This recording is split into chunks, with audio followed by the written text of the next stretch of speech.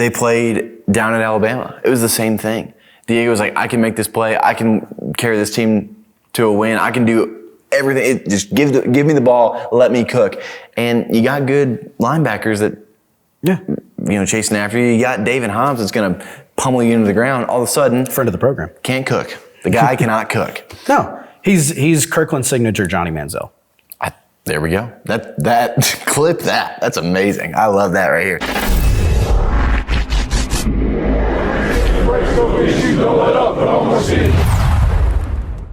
Hello and welcome back to More Steam. It is Rivalry Week and the Vols are coming off the biggest win that was 23 years in the making. They drained the swamp. Well, now everything's on the table. Conference championships are on the line. Playoff spots are on the line. We got the Iron Bowl. We got the Egg Bowl. We got the game. We got it all. This weekend has the makeup to be stuff of legends. And as always, we're here on More Steam to break it all down. Today, I am with, for the first time, on this side of the camera, this season, really for this whole show, Dalton Bradley. Producer Dalton is making his on-camera debut. Dalton, what's going on, man? Not much, dude. It's exciting. It's exciting. Normally, being on the other side of the camera, I'm just sitting with the computer, the iPad, and just stats and info. You guys have a question, you guys need an update on something, I'm there ready to go. And so this side, it's a little different. Not one that I'm unfamiliar with, but no, I'm totally comfortable. And you're sitting here, legs crossed me. You're ready to go here. I got no worries. I was telling you off the camera, I was like, Dalton, don't be nervous. All the advice you give me, which is a whole bunch, just take yourself. And you're like, dude, I've done more of these than you'll ever do. And I'm like, yeah, that's probably true. So anyway, thanks for filling in. Nico is off with his wonderful family, his wonderful father. I'm sure his mom. I met his sister. His sister's great too. Yeah. They're having a great time up in Boston, Mass. Boston. And thanks for filling in. Absolutely. Let's get started. Like I said, everyone knows week 12, I guess week 14 with the buys is like rivalry week. It's must-see television. Yeah. And it seems like as now that we're year 2 of this expanded playoff, like it's only getting better, right? The Egg Bowl used to be just the Egg Bowl. It's like, Mississippi State, Ole Miss, 2 teams that hate each other, battle for Mississippi. Yeah. And, Ole Miss being at 6? I believe so. 2 years ago, they're on the outside of the playoffs looking in. They don't really have a clear path to Atlanta. So this game it's just the Egg Bowl. Well, now it's got playoff implications. Same thing with the Iron Bowl. Same thing with the game. When the playoffs expanded, I guess this time 2 years ago, when it became official, I was like, man, I'm going to dilute the regular season. The games won't mean as what is wrong with the 14? What was wrong with the BCS? Yeah. I'm all in. This has been an insanely exciting college football season from a Vols perspective, just from a neutral fan perspective. It's been awesome, and it's all leading to this weekend. We got a lot in store. Oh, absolutely. I'm with you 100%. Whenever they decided to expand the playoff, I definitely thought okay, regular season games aren't going to mean as much. Rivalries aren't going to mean as much. But also I think that it means even more now because more teams have that opportunity to possibly get in, and you got to win this one or it's all over, right, for your at large. So I like that it's done that. I mean, we were talking earlier, think about how rivalry weekend went last season. There was a fight on every 50-yard line all day long. I remember I was back at my parents' house in Texas for Thanksgiving, right? Shout out mom and dad. Come on. Got to. And we had one game on in one room, and then we had Tennessee Vandy on in the other. I believe it was the game on in the other room. And I hear my dad yell Dalton, you got to come in here and look at this. And I see Ohio State, Michigan guys getting pepper sprayed by the state police. Yes. I'm like, what is going on here? And so it's things that in the past, last year aside, we've seen fights happen during these games. It's bad blood. Everybody hates each other. That's what makes this weekend awesome. It's amazing. But now, you add in these massive implications around the country along with that, and you'll see NC State and North Carolina getting after it. Yeah. You guys had nothing to play for after this, but it's still beef. Well, and that's what's great, period, about college football is for the vast majority of these teams, nothing's on the line, right? Maybe it's a Florida bowl game versus a Texas bowl game, right? North Carolina, NC State, whatever. But for a lot of these games, and you mentioned the games, so let's jump right into it. That's the biggest one in the noon slate on Saturday, probably the biggest one of the whole day. 3 years ago, Ohio State's pretty much a shoo-in, even if they lose the game, right? And Michigan's already got 2 losses, they're out. Michigan wins this game, which is in Ann Arbor, mind you, right? Remember last year they planted the flag on the O, and that started the pepper spray. Started the events that led to the pepper spray. That's what made me think that we would take it over and make it Neyland North going into the playoff. Which we tried. Yeah, it didn't exactly happen. I mean, me personally did my part. Yeah. I wore orange and went to the game. Fair enough. They wouldn't let me on the sideline, so I didn't go. Yeah, I know. I wish they did. Well, maybe now that they have a face to put to your amazing work, which is all over social media, and obviously your beautiful voice that comes from behind the camera once or twice an episode. Now, I mean, who knows? We could be sitting here next year, and you're freaking going to. I mean, hopefully we're hosting a game. Then it don't even matter. Yeah. Then you're shooing. Or in a bye, and we get to start off in the Rose Bowl. Sheesh. Okay. Anyways, Ohio State at Michigan. If Michigan wins this game, which would be the 5th in a row, this already kind of muddied playoff picture gets real freaking muddy. Oh, yeah. I mean, it's unreal because you got to, do you jump? Michigan's got to jump Ohio State then, right? Maybe the hard part is Ohio State would have only 1 loss on their entire year's body of work. So in a dominant body of work at that. Yeah, they haven't been challenged since week 1 whenever the Longhorns went up there. They haven't really had a competitive game since then. So either A, complete dominance, or B, everybody else that they played just kind of wheels are coming off, right? So it's one of the two. If they lose to Michigan, I mean, sure, it opens up a whole new dialogue about this Ohio State team, but also they're still just a 1-loss Big Ten team. I believe that would eliminate them from Big Ten championship contention because Michigan's only got 1 conference loss. Right, to USC. And so then they would hold the tiebreaker over Ohio State because of virtue of win. So then it would be Michigan versus most likely Indiana. But at the same breath, Oregon's not out of it either. They only have 1 conference loss. Oh, okay. Right? I thought they had 2. They're to Indiana, right? So I'm interested to see what the tiebreakers are because Oregon beats USC, Michigan loses to USC, Oregon loses to Indiana, so they're automatically under Indiana, especially if Indiana were to lose this weekend. They played Purdue, I think. Yeah, I mean that's like a 30-point spread. They should win that. Very interesting to see how it goes. New stats and info. Caroline has a point. Did you say Oregon plays Purdue? No, Indiana. Indiana. Okay, we're good to go. Interesting scenario to say the least. That one kicks off noon on Saturday. Get us going. Do you have anything else? So I feel weirdly similar about this Ohio State-Michigan game as I did about Tennessee-Florida last weekend. Oh. And what I mean by that is we hadn't seen us win down in the swamp in forever. And I was very much in the camp of I have to see it to believe it. Yeah. We cut cameras filming last week and I went off on a tangent about how I didn't believe it until I saw it. Well, we saw it. I was very cautiously optimistic as well. I know I called for us to win. More than half of me believed what I said, but it wasn't a full, I didn't have my full breath behind it. That's for sure. Right. And so I was worried because it was one of those, no matter how bad they look, no matter how good we look. It just happens. It just happens, right? And so I feel eerily similar for Ohio State going to Michigan, and Ryan Day's yet to prove that he can do it. Now, Harbaugh was kind of similar. Harbaugh had to prove that he could finally get over the Ohio State hump. And so Ryan Day's going through that right now. I think I'm in the same camp that I'm going to pick Michigan because I've yet to see Ryan Day do it. Now, maybe I'm wrong, maybe I'm right, whatever. Yeah. But I think Michigan's going to do it. And I'm not one to root for either squad. I mean, Nico and I have talked about we're Penn State guys at heart when it comes to that conference. Yeah. I don't really care if the Vols had a better than 0.1% chance of making it. I'm Ohio State roll. Yeah, they better get in. They better handle business. You know what I'm saying? Because that helps us. But AP comes out, we're 20 or we're 18. I think Michigan's just in front of us. So we're not getting into the playoffs. That's what I'm saying. Yeah. It doesn't really. So I'm kind of rooting for chaos because exactly. So I'm let me see Michigan do it.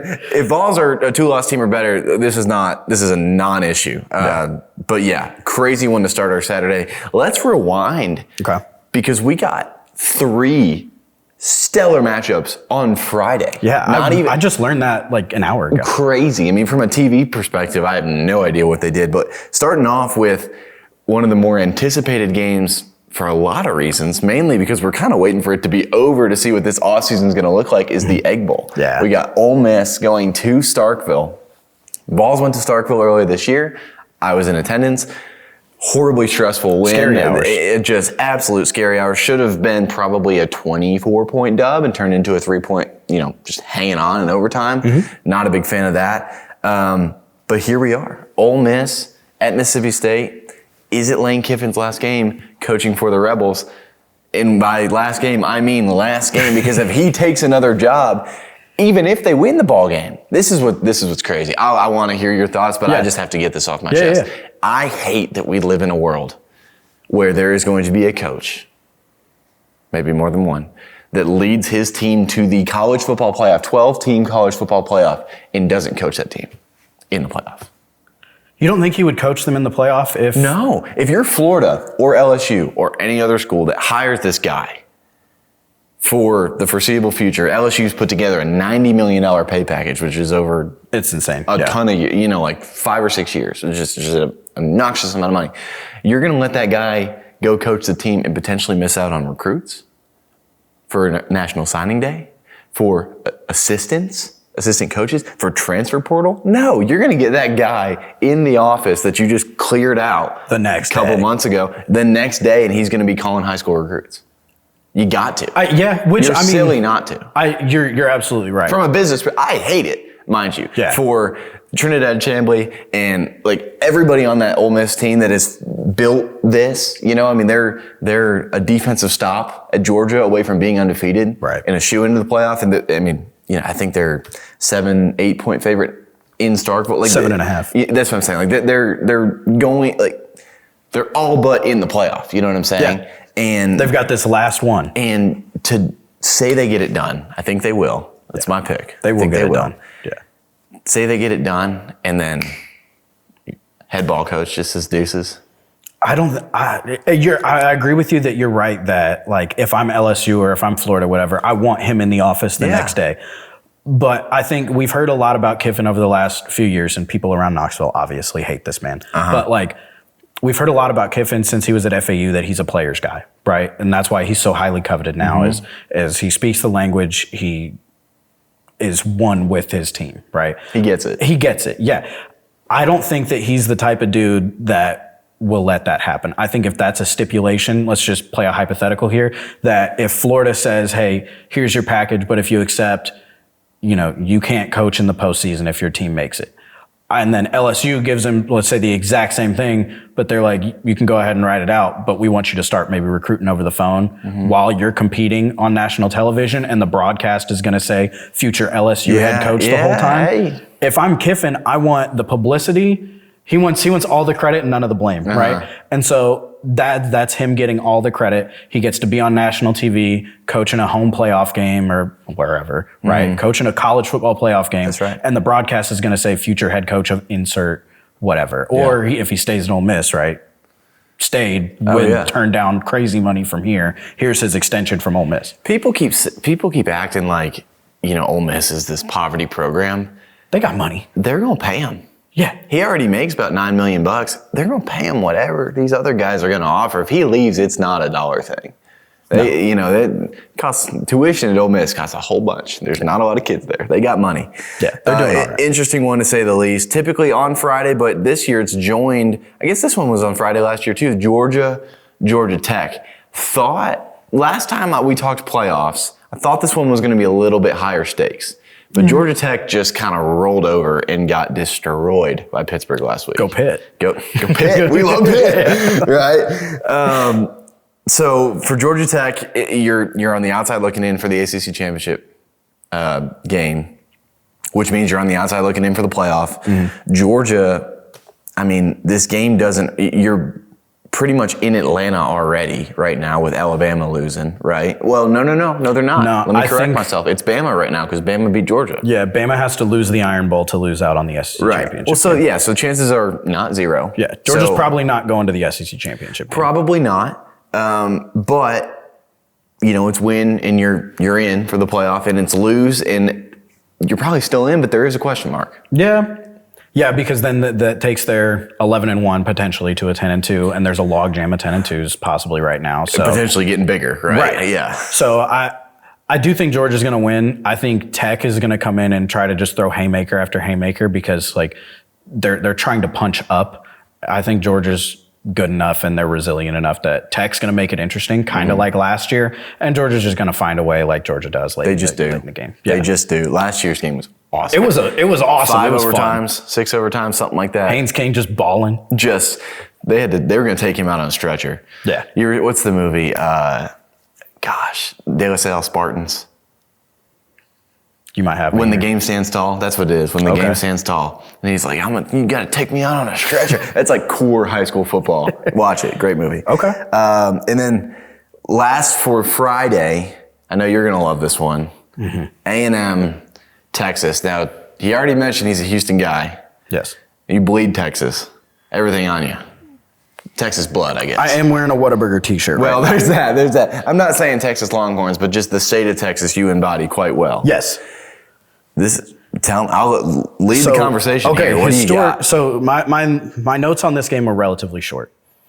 And part of it is this game, aside from last year, wasn't played for like a decade whenever A&M left the Big 12. And as my Longhorns friends like to say, they ran away from the Longhorns to go and join the SEC. Okay. And then not only did they do that, but then and every point of contention for them to play just an out-of-conference game, maybe the weekend after Thanksgiving, whatever. Over all those years, there was one school that was initiating contact and the other one declining the call, right? Sure enough, one of those schools then joins the SEC sometime after the fact, and now that game has to get played. It has to. It's a guarantee. Because it's too good not to. Right? But it was played in Kyle Field. And the last one, whenever they were both in the Big 12, was also played in Kyle Field. So you have a little bit of stubborn child mentality, and then you've got Big Bro. And logos don't always win games. No. But one logo wins this game a lot more than the other one. So give me the Longhorns. Give him the I love it, man. I mean, this is like, got to give Nico credit because he saw this one coming a long time ago. No, chaos scenario. Texas sitting at, I got him at 17. I don't know what the AP. Obviously, we'll find out by the time you're watching this Tuesday night. Yeah, rankings will come out and we'll have a better idea. But I mean, 3-loss Texas knocking off undefeated number 3 Texas A&M. Like, does that do enough? That would be, barring Michigan beating Ohio State, that would be the best win of the regular season. Oh, without a doubt. Yeah, without a doubt. And it's like, and it's in Texas. It's in Texas. Like it's in Austin. It's at DKR. Which is a pretty cool stadium. It is. It is. Cool. I love the little Longhorn they got in the end zone. Oh, it's so cool. I'm going to go on a limb and say if that's the only like upset we have this week, I think Texas gets in. If that's the only one? If this is it, like, Michigan gets blown out. Georgia Tech just falls over. Ole Miss rolls. Yeah. We got one more we're going to talk about, the Iron Bowl. If that goes the way, at least the sports books would have it. I think Texas, oh boy, they sneak up to number 10, man. Who knows? Okay, let's talk about the Iron Bowl. Then we're going to get into the one that we care about, the one this show is here for us to talk about. Iron Bowl really quick. Alabama, 2-loss Alabama. They're at number 10 right now. So, if the season ended today, they're in. Yeah. But they're at Jordan Hare. Don't have a head coach at Auburn. Your quarterback's just kind of roll. He's been benched and brought back and then benched again, like 2 different schools now. Yeah. They got nothing to lose, right? Auburn has a bowl game, like a bowl game or a bowl appearance on the line. I know people say like, oh, we don't care about bowl games. Postseasons are fun. But like, yeah, schools, I don't know all the intricacies of it. You probably could speak to this more than me. But like schools and players and all that, like they get a lot of benefits and rewards for totally being in a bowl game. We played in the Orange Bowl in 2022. I still have an air fryer from that game. An air fryer? An air fryer. Is it like a branded air fryer with like the Orange Bowl logo? No. We got like bowl gift points. It was the coolest thing ever. Okay. So players, I got like 4 points, right? Players got like 12, which they should. Sure, right? Yeah. They're the ones on the field playing the game. And they had tables that went up to like 8, and it was like this table is worth 1 point, 2 point, 3 point, all the way up to 8 points. So you could go and like a table, the 8 table, there was like a flat screen TV. They had a Traeger grill What? Yeah. Okay. Oh yeah, all the way around. So some of my friends were like, they immediately go into the 4, right? Yeah. Or some were like, we don't really want a gift. So here's a point. It was the best day. Besides the game, obviously we beat Clemson. Joe Milton's the game MVP. Yeah. I thought Aaron Beasley made a case to be the he got game. shot out of a cannon. He had like 5 tackles for loss. Awesome. Somebody had, I think. We got introduced to Cade Klubnik and like his parents on TV throughout that whole game. 150,000 times. Yeah. But second favorite day was the bowl gift day. So yeah, still got an air fryer. So yeah, you say bowl games don't mean anything. They mean something. They do. And say Auburn's a 2-win team at this point. You beat Alabama, you make your season. That's their Super Bowl. You make your season. Like that's literally what I have written down here is that like, okay, Bama's playing for playoff and SEC championship berth, right? Yeah, maybe so bye. Bama's playing for what people would say are like high stakes. Everything, right? Like to them, they lose. Sure, they're still going bowling, but like season's over. This sucks, and we lost to Auburn. Like that's just that last little dagger, right? Auburn, quite the opposite. But Auburn isn't playing for nothing. Auburn is playing for a bowl bid. And this is their Super Bowl. Oh, yeah. Every year, right? And DJ Durkin's their head coach right now, or interim head coach. He may not be a head coach next year. He may not be a head coach ever again. Yeah. But if he's got to win against top 10 Alabama, like, dude, come on. You might stamp it up, right? You might just retire. Probably not. I do think Bama wins, but I think Auburn covers. Okay. I think Auburn covers. Bama's only a 6.5 point favorite. You think it's a close one? I think it's a close one. I think it's nightmare fuel for Bama fans. I love it. That's a night game too, isn't it? Gosh, I can't wait. I'm rooting on nothing but chaos, nightmare fuel. An absolute amazing, just like 36 hours of college football. Yeah. You just can't beat it. Oh, I can't wait. Let's get into it. Talking at wind here, which a week like this deserves it, but yeah. A ranked matchup, not like a key, rivalry game. If you're a neutral college football fan looking, like you're going to list all those games we just talked about ahead of this one, but still a rivalry. Vols versus Vandy. It is the first time since 1971 that these teams have played each other this week, and both teams have been ranked. Really? 1971. I can't say that I'm like terribly surprised by that, but well, you knew it would have been a while. When's the last time Vandy was ranked in football? I'm sure I'm sure they had like some Derek Mason or James Franklin years where they were, in the mid-20s. James Franklin won 8 games here and then won the bowl game. So that was his 9th game. Yeah. They're 9-2 now. This is the most regular season wins they've had ever. I did know that, but I figured they'd be like, 25 or something here and there. Like, and maybe they have, but you got to think to finish the season at 25. That's a lot of, you got to have like 8 wins. That's what I'm saying. Yeah. Week 5 being 25th in the country, everyone kind of say that at some point, right? And I'm sure Vanderbilt has, but both of these teams ranked in this game. Tennessee had some down years too, so there's some flip-flop there. I remember when I was in school. Right. That's right. Yeah, we act like it was so long ago. Last week, I forget how my exact verbiage, but I said I would rather lose the Florida game and beat Vandy. Like if you told me, Thomas, we are splitting these 2 games, we're ending the season 1-1, go 1 win, 1 loss. I'm like, okay, lose to Florida, beat Vandy. Why? Because up until last week, we just lose to Florida. It just sucks. Sometimes logos win. Sometimes logos win. And, the Vols, the Gators, at least down there, they got our number. It is what it is. We'll get them back in 28 or whenever we said we're playing them next down there. 7. Oh, in Florida? Yeah, I think it's 29, dude. Right? Yeah. It's crazy. But in saying that, I'd rather lose that game because we do not lose to Vanderbilt. Coaches get fired when they lose to Vanderbilt. Correct. Now, I'm not saying that, right? Correct. We're going to keep digging into this game. But if you look, whenever we have lost to Vanderbilt, it's normally following that is a transfer portal exodus, a coaching search, just absolute chaos on Rocky Top. Yeah. Not what we want. But now, I sit in this chair, and we have beat the Gators by 20 points. We're riding high. In the swamp. I don't care how bad they are, dude. That's a huge feat. First time in 23 years. 22 years. Something like that. I'm 23 years old. Pretty awesome, right? Yeah. But this Vandy team, not Florida. They're actually pretty good. They're pretty good. They boat raced Kentucky. Pavia throwing for 500 yards. Yeah, a little bit of that was stat padding. Yeah. That's a hard one. That's a hard one to point at and be like, but because like, sure, Kentucky probably, these are all D1 SEC competitors, right? They want to win. They're going to play hard. But like, I think we all know the writing's on the wall for Stoops up there. It's got to be. Kentucky, unless they just don't care. Basketball season already started in Kentucky. So like the season's over already. Like they don't care. Yeah. And so there's no passion. The football players can tell that. They're, there's not going on there. So like the whole, okay, we stomped Kentucky stomped Florida a couple weeks before. I get why there might be the whole like transitive property deal there.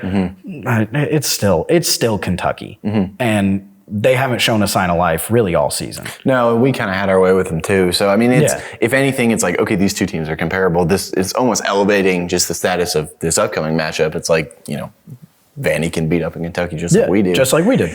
I'm going into this, I'm fired up because like we couldn't really be in a better spot as a team, right? Yeah. The way you show up, obviously I don't love getting shut out in the second half. You have the missed field goal.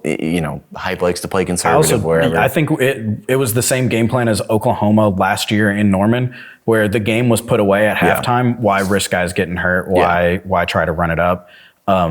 Me personally, not being a real football coach, but like I've played NCAA football. Oh, sure. I'm like, keep throwing the ball, run it up. They got nothing for you. But obviously that's not the real world. That's not how these games go. So like it's the same. That's a very hypeful thing to do. Is just we're gonna coast our way out. We know we've got this game in the bag, barring like some craziness.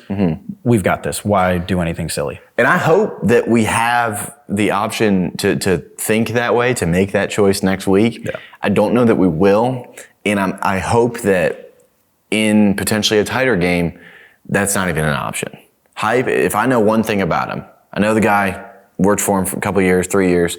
If I know one thing about him, the dude will keep a grudge. He keeps a grudge better than anybody I know that I've been around, and the dude is petty. He's petty. Some may say to a fault. I'm not saying that, but some may say to a fault.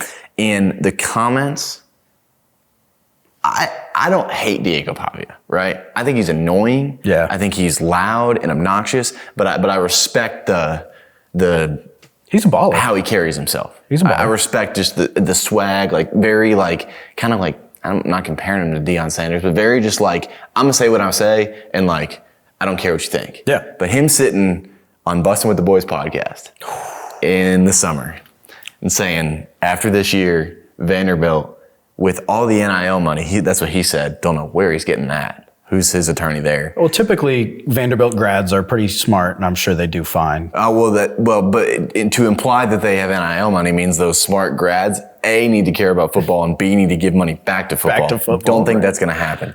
He said that Vanderbilt is going to run not only the state of Tennessee, but college football. Yeah. And I don't like that. No, I don't like that. I did think it was adorable, though. It's adorable, and it's cool that like we're your benchmark. Yeah. It's cool. You talk about little brother syndrome with A&M and Texas. It's cool that you have to rise to the Vols level. To be to run the state, I guess. But dude, a lot of people don't even know Vanderbilt's in Nashville. Oh yeah, like, what is a Vanderbilt? Well, I think it's a guy's last name. I know. Yeah. I know. Okay. I know. I'm fully aware. I'm just that's what people. What even is a Commodore? It's like it's a shipment. I get it. Kind of a pirate, kind of deal. I don't. Maybe makes a lot of sense in mid-state landlocked Tennessee. Yeah, not a conversation I've had though. No, I'm not fully versed in that. Didn't really do the mascot research there. Shows you how much I care. But listen, he not only on Bustin' with the Boys, they were talking crazy on Netflix. Oh yeah. I mean, it's been an ongoing thing, and then credit to him to be as infectious, I guess. I mean, but I'll tell you what, they got some athletes, they cannot compete with us on a down-to-down basis. No. I don't think so, right? No. Their team is run through him, by him, and for him, and I'm excited to see this D-line get after him. Yeah. Let's talk X's and O's really bit. I think, they run the ball well. Obviously, Pavia threw for 5,000 last week. Absolutely unreal. That's not going to happen with this secondary, as bad as it's been. But I think the key to this is, like, how many hits can you put on this guy? How many times can you How quickly do you make him, when you put him on the ground, we start thinking, like, do I really want to get up right now? Yeah. When Tyree West has knocked you down for the 7th time in a game. Oh, yeah.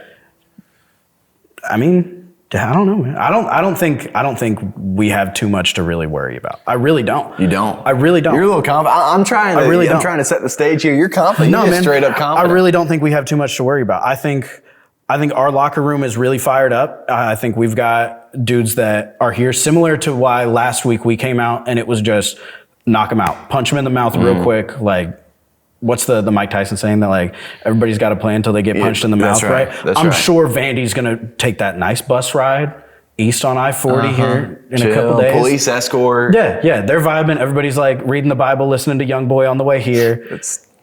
I can confirm. But then they're going to get into Neyland, and Jaden Perlotti is going to go through the line and hit Diego Pavia in the face. I love that kid. I love that kid. And Pavia is going to get up and be like, holy crap, who hit me? Yeah. And it's going to be like that all day long. It shows it. I mean, you look at how they played down at Alabama. It was the same thing. Diego was like, I can make this play. I can carry this team to a win. I can do everything. Just give me the ball. Let me cook. And you got good linebackers that, chasing after you. You got David Hobbs that's going to pummel you into the ground. All of a sudden, friend of the program, can't cook. The guy cannot cook. No, he's Kirkland's signature Johnny Manziel. There we go. That clip that. That's amazing. I love that right here. Listen, being a quarterback, he's done a great job. People talk about, his Heisman odds. I don't even think he gets to New York, but it's really hard to complete a pass when you're on your back. Yeah. And I think we got the guys to really get after him. Yeah. So I don't know much about like their O-line stats or anything like that, but I don't do you know how they play O-line? I have no They're real the only. idea. I've never seen this at a high level like college football. They have a strong side and weak side. They don't have a left tackle and a right tackle. Okay. Right guard, left guard. They don't have that. They have like a strong side. Like a strong side guard that changes sides? Their line flips every play. Oh, okay. It's wild. I've never looked that closely at them to know that. Okay. It's interesting. It's from a guy who is very well versed in the veer and read option offense in high school. It's really cool to see what they do. But I mean, the reality is like Stowers is a great player. Landon Humphrey's a great player. Yeah. There's a reason they're at Vanderbilt, and it's not because they're home state guys. Either of them. It's not because they want to be doctors. Yeah, that's right. That's right. If they were a Texas level receiver, tight end. Yeah. Pavia might be on his way to a doctorate though. Yeah. Who knows? I'm glad you said that. We broke it. Listen, it's all balls all the way. Let's just make our picks Logos clear. win games. Logos win games. The big brother's the big brother. Vanderbilt, they're on the outside of the playoff looking in right now. We're going to solidify that. Get comfortable in that seat because you're going to be on that on Selection Sunday as well. Let's end with this, though. You said Pavia's on his way to being a doctorate. I mean, the dude's 2 years at JUCO, which allegedly don't count. New Mexico State, Vanderbilt wants to have another Vanderbilt. That's 8 years. Yeah. Get a job, dude. That's crazy. But, weigh your options here. Joey Aguilar, Joey 3K, little shout out here, 5th quarterback ever to have 3,000 passing yards in a year. He joins the likes of Tyler Bray, Eric Ainge, Hendon Hooker, and Peyton Manning. The GOAT. It's a good little list to be a part of. Yeah. It's a good little fan club. We could all meet up, hang out. They could all meet up and hang out. That'd be sick. Calhoun's on the river every Saturday. Yeah, I mean, get on the Eric Ainge show. Who knows? But anyway, Joey's part of that lawsuit too. Yeah. So I've expressed my views on Pavia. I'm not. If I make fun of Pavia for doing it, I kind of gotta I guess I have to keep some consistency there, right? I don't know. I think JUCO should count. As much as I'd love to have Joey back next year. Yeah. Like, college is still college. JUCO is still JUCO. At some point, I would love to see these guys get some more money. Hopefully Joey can have some NFL money, right? I think and he'll get a look. Pavia as well. He's got to get a look now. Yeah, he has to, right? He'll get a combine something for sure. So, I'm all about get your money, do that. But I feel like allowing that to happen for the sake of, a handful of the select few, right? Allowing that to go through, I think is going to stifle the development of the next generation of players. At some point, you're just taking opportunities away from kids. Yeah. And you'll see guys like maybe, if this were to happen, right? Sure. Faison's coming in here next year. Yeah. So then our quarterback room is Joey in year 8, Merklinger in year 4. He would be a true senior at that point now. 3. 3, he'd be true junior? I'm pretty sure. Okay. So Merklinger as a junior, McIntyre as a sophomore. Yeah. And then Faison, true freshman. Yeah. They're not all staying. No, you're clouding what the future looks like, right? Yeah. And I mean, Jake's been great. I think I'd love for him to get a fair shot at the job. We'll see how that goes, right? George was as prized as a prize commit could have been coming in here, in-state guy. I'm sure they'd love to give him a shot at the starting job. Yep. And then Faison's number 1 player in the country, right? Yeah. So like, you got him, but it's especially being a quarterback. Like it's a good problem to acceptable. have. It's acceptable for him to sit a year, right? So Of course. if you take those 2 middle guys out, which sucks because they're both great kids. Say you have Joey for year 7 or 8, whatever that is, and then a redshirt freshman or just a true freshman. Yeah. Number 1 player in the country, he can sit and learn. Joey's a great guy to learn under. That's a pretty good problem to have. That's great, yeah. But you're not planning on Faison to play, and you have nobody in the middle, and that just stinks. And keeping all 4 of those guys is a good problem to have, but you know what it also is? An expensive problem to have. Right. And in today's age of college football, Basically with impossible. rev share, you just can't do it. Yeah. Like, kids want to play. No one can blame them for that. That's why the transfer portal was opened up in the beginning, but now you're like, you got a lot of dead cat money too, which is weird that we're saying that for college football. Which I remember it was supposed to be, because all this like year 7, year 8 player kind of thing, like it's kind of a joke now. It's a running joke on the internet, right? But all of it kind of started during 2020 with COVID that it was, okay, you can sit out or you can play in 2020, but we're not going to jeopardize this year of eligibility. Like everybody gets an extra year because of this, right? Okay, well, it's 2025, almost 2026. So even redshirt freshmen or redshirted true freshmen should be on their last leg or last year, right? They should be graduating by now, and you're either going pro or you're going to work. It's one of the two. Like, I mean, join the labor force. Yeah. Come on, join the rest of us, right? Yeah, like it's not a bad thing. It is what it is. Not every kid is going to go to the NFL. It is what it is. So like, to add more just because of JUCO, I'm like, it just is the way it is, man. That's life. Precedent too. I mean, you're gonna have more kids go to JUCO. If you got kids may go to a big school, get paid out of high school, not play, go to JUCO because they know it doesn't count, get a little better, rehab from an injury, come back, and I mean, you still got 27-year-olds playing college football. Yeah, it doesn't help anybody. That's my age. Yeah, that's crazy to me. Yeah. I mean, you've been out of college for a while. Washed. Big time. There we go. Big time. So we'll see. Maybe that's another storyline that's going to conquer the offseason once everything happens. But for now, we got a hell of a weekend in front of us. We are ready to go. And I'm going to be excited to watch it. Ball Club Tailgate is back, being that it's a 3:30 kickoff. I think we're at 11:30 start. Something like that. Don't sue me if I'm wrong. It'll be in your email if you're watching. And you're a Ball Club member, so thank you for that. Anyway, I'm Thomas. I'm Dalton. Let's go. This is More Steam. We'll see you next time. Go Vols. Go Vols.